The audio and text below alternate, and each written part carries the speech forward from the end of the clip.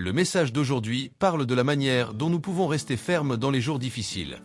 Comme ils ne pouvaient pas l'amener jusqu'à Jésus à cause de la foule, ils découvrirent le toit au-dessus de l'endroit où il se trouvait, et après l'avoir percé, ils descendirent le matelas sur lequel le paralytique était couché. Marc 2. 4. La pratique de la foi transforme les questionnements en direction et les doutes en conviction. Souviens-toi de ce passage biblique où un homme a été guéri par Jésus, celui qui était paralysé. Il ne souffrait pas seulement de paralysie physique. Beaucoup de gens vivent ce genre de paralysie sans même s'en rendre compte. Aujourd'hui, je veux te poser une question simple mais profonde. Dans quel domaine de ta vie es-tu paralysé? Peut-être que ton corps est en bonne santé, mais à l'intérieur, quelque chose ne va pas. Cela peut être dans ta vie émotionnelle, spirituelle, familiale, professionnelle ou même financière. Il y a des moments où nous restons figés. Nous sommes bloqués. Et même sans le vouloir, nous cessons de vivre la plénitude que Dieu a rêvée pour nous. Il suffit parfois d'un diagnostic difficile, d'une perte inattendue ou d'un échec douloureux pour que la vie se mette en pause. La douleur paralyse, la foi faiblit, l'espoir disparaît.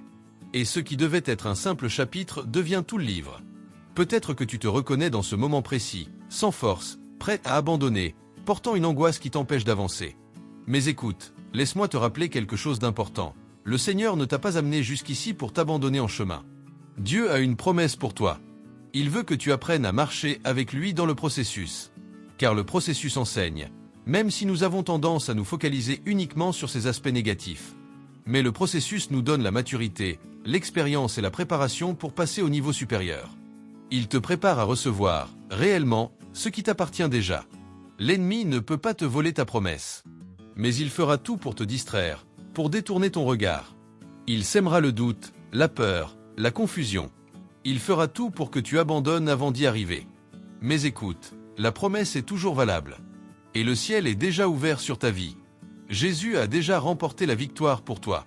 Il a porté sur lui tout ce qui pouvait te paralyser, le péché, la douleur, la culpabilité, la honte, et il t'a donné accès à une vie abondante, remplie de paix et de sens, même au milieu des épreuves. Alors ne te rends pas à la paralysie. N'accepte pas de vivre bloqué par ce qui t'est arrivé. Aie le courage d'avancer, même avec la peur. Aie la foi de croire, même sans voir. Fais un pas, même petit. Parce que la vie de miracle commence exactement au moment où tu décides de ne pas t'arrêter.